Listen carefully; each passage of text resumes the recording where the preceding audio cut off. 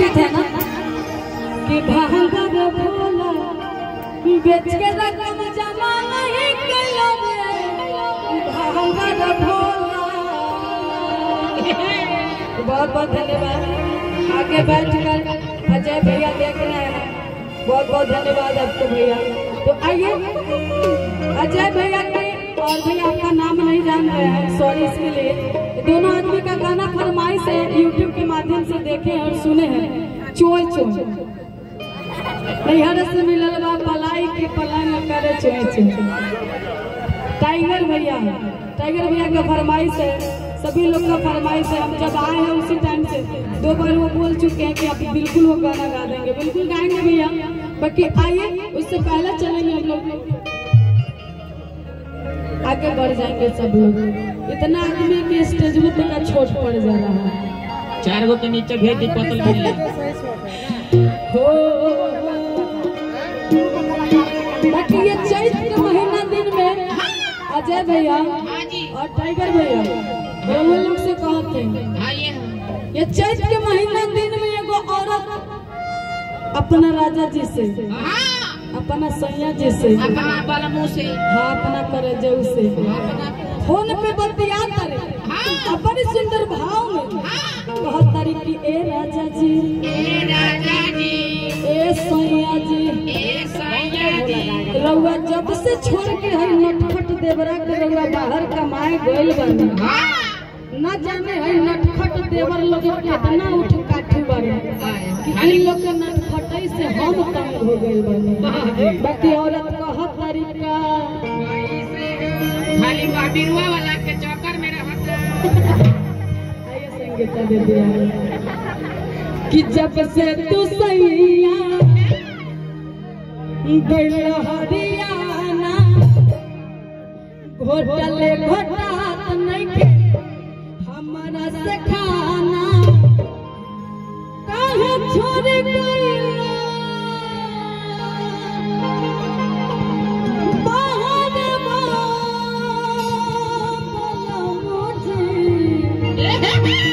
औरत कहत तरी संगीता दीदी देखा बैठ जाना माथा पर अक्षर भक्ति।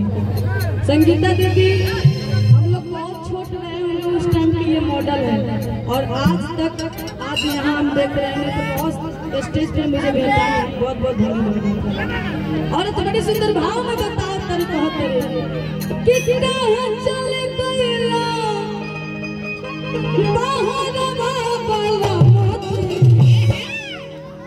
कि चले गइला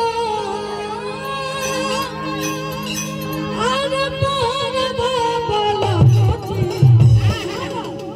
लाइन मारे लाते वाला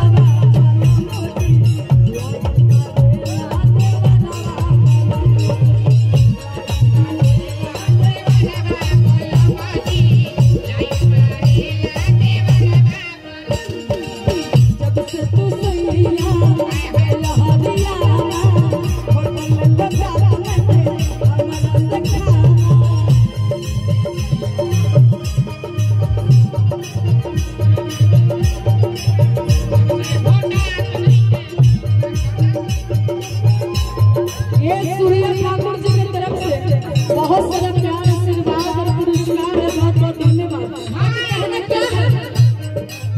जब से तू सैया गइल हरियाणा,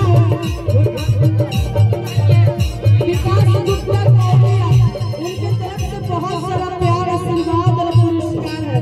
बहुत बहुत धन्यवाद। अजय भैया की तरफ से भी बहुत सारा प्यार आशीर्वाद और पुरस्कार है। एक बार हम चाहेंगे मीठा करेंगे और बहुत सारा ताली बजा देंगे अजय भैया के लिए। देखिए बाकी औरत बड़ी सुंदर भाव में बताओ तरीका अजय भैया। जब से तू सैया गइल हरियाणा, होटल घोटात नहीं के हमारा से खाना, काहे छोड़ गइला बाबा मोदी, काहे छोड़ गइला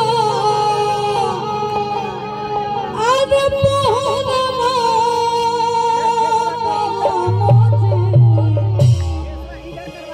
अजय भैया के मेहरारू कहते हैं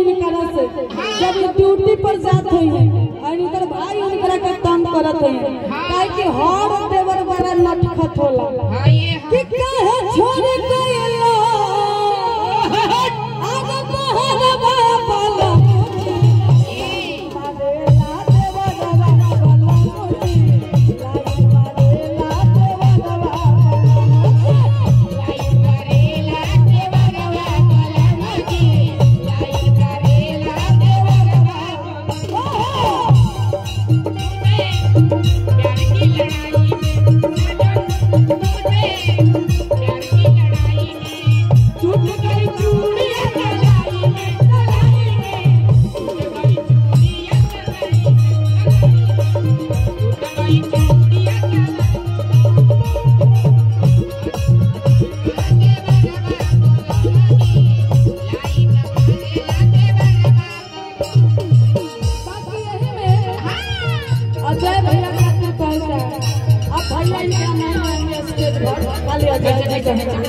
बड़ी सुंदर भाव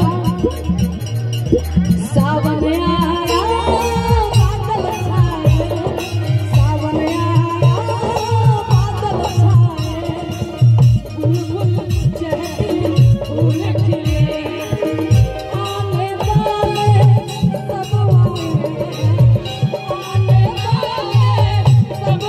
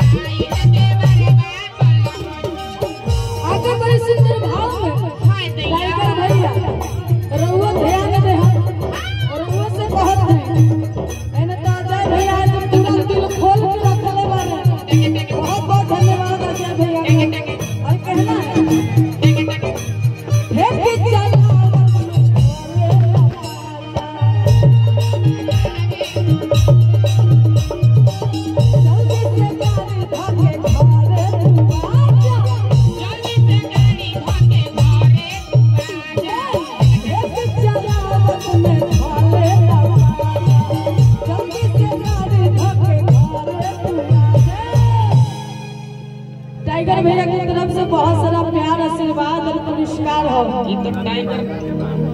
रवि पाल जी की तरफ से भी बहुत सारा प्यार आशीर्वाद और पुरस्कार हो। बहुत बहुत धन्यवाद। और कहे के बाद कि ढेकी चलावत में धोले ना